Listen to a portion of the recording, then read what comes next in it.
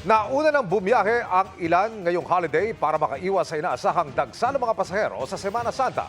Alamin natin ang lagay ng ilang terminal, pantalan at airport sa pagtutok ni Oscar Oida.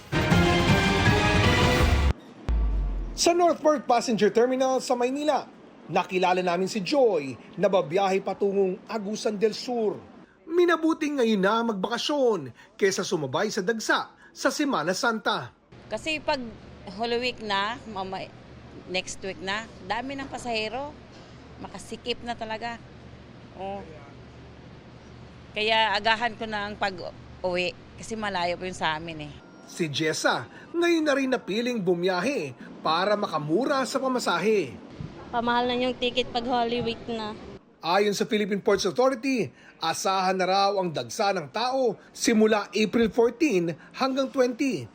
Sa taya ng PPA, aabot sa halos 2 milyong pasahero ang maglalakbay sa mga pantalan sa buong bansa. Mas mataas raw ito ng 3.5% kumpara noong nakarang taon. Ito po'y bunsod na nagsabay po kasi itong Holy Week sa kayong summer season. No? From last year po, it's March, and ngayon po April. So karamihan sa mga kababayan natin, yung iba po, isasabay na yung travel nila sa bakasyon, ngayon po Holy Week. Nagbabala naman ang Parañaque Integrated Terminal Exchange sa publiko laban sa isa umanong peking website.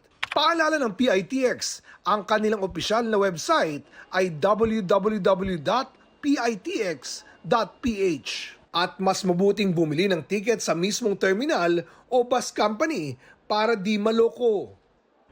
Samantala, nag-aahanda na rin ang mga airline company sa inaasahang dagsa ng pasahero ngayong Holy Week sa gitna ng mga improvement construction na isinasagawa sa mga NAIA terminal.